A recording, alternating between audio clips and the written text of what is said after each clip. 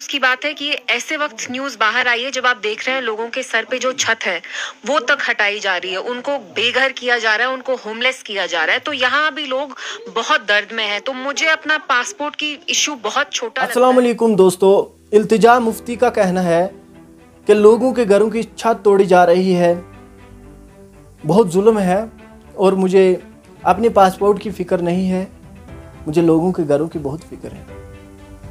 पहले तो मैं इस अपनी बहन से दिल से और हाथ जोड़कर कहना चाहता हूँ कि पहले अपनी छत की सोच, जो तुम्हारे सर पर छत होनी चाहिए थी अभी, उस छत के बारे में आप ज़रा गौर करें, फिर लोगों की बात करें, क्योंकि सर पर दुपट्टा होना बहुत ही ज़रूरी है। उम्मीद करता हूँ कि इंशाअल्लाह ताला आप मेरी बात गौर से सुनेंगे और इंशाअल्लाह दुपट्टा लेने की आप आदत करेंगे। कश्मीर में लोगों के साथ बहुत जुल्म हुआ और आज ही नहीं पहले से होता आ रहा है। सियासी पार्टियां, PDP, अल्लाह मगफिरत करे मरहूम मुफ्ती सईद को, जम्मू कश्मीर के लोगों ने उन्हें तख्ते इक़्तिदार पे बिठाया, फिर उन्होंने गठजोड़ किया BJP के साथ। लोगों से नहीं पूछा, लोगों की राय नहीं थी, अपने मफाद के लिए अपने तरीके से BJP के साथ हुकूमत बनाई। ठीक है, उसके बाद उनकी वफ़ात हो जाती है, उसके बाद महबूबा मुफ्ती कुर्सी पर बैठती है और महबूबा मुफ्ती के ही उस दौर में आर्टिकल 370 को हटाया जाता है और सियासी पार्टियों का कमर तोड़ कर रख दिया जाता है।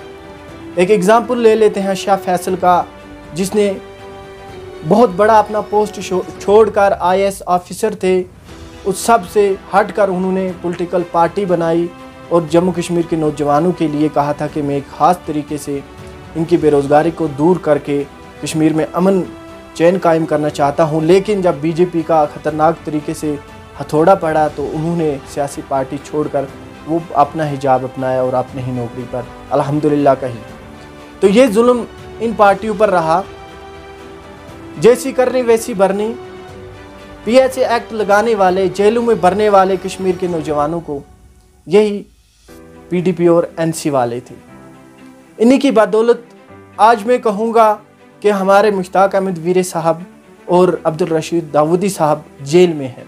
कभी भी उन्होंने पॉलिटिकल पार्टीज़ के बारे में कोई बयान नहीं दिया और हाल में जब उन्हें गिरफ़्तार किया गया तो उन्होंने किसी भी मसले में हुकूमत का कोई भी बयान ऐसा नहीं उनके ख़िलाफ़ दिया था। लेकिन ये सब इन्हीं के बनाए हुए कानून थे कि वो बेचारे भी आज जेलों में हैं। सिर्फ इस्लाम की बातें करते थे, अल्लाह और उसके रसूल की बातें करते थे। आज की जम्मू कश्मीर के नौजवानों की बात की जाए, अनएम्प्लॉयमेंट, बेरोज़गारी जम्मू कश्मीर में इस टाइम इंडिया में दूसरी लोकेशन है, इंडिया में ये दूसरी जगह है जहाँ पर बेरोज़गारी दूसरी नंबर पर आती है। अजीज साथियों, इसी बात से आप अंदाज़ा लगा सकते हो कि जम्मू कश्मीर में कितनी बेरोज़गारी है। हिंदुस्तान में दूसरा ऐसा रीजन है जम्मू कश्मीर जहाँ पर 32.8% बेरोज़गारी है।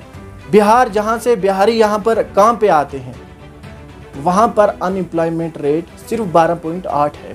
बिहार से भी ज़्यादा यहाँ पर बेरोज़गारी है। यूपी की बात करें तो यूपी से भी यहाँ बहुत नौजवान आते हैं रोज़ी रोटी कमाने के लिए, वहाँ पर 3.8% अनएम्प्लॉयमेंट रेट है।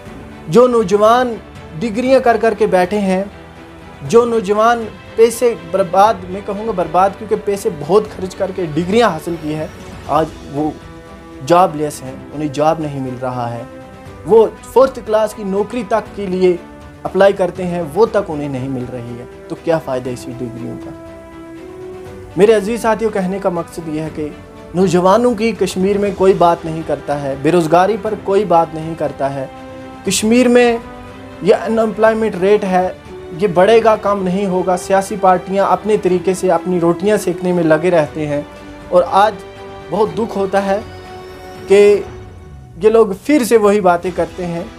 लिहाजा इनका मतलब यही है कि हम किस तरीके से फिर से अपनी सरकार बनाकर अपने आप को बचाएं। अपने आप को बचाने में लगे हैं जम्मू कश्मीर के लोगों की, इनको कोई परवाह नहीं है।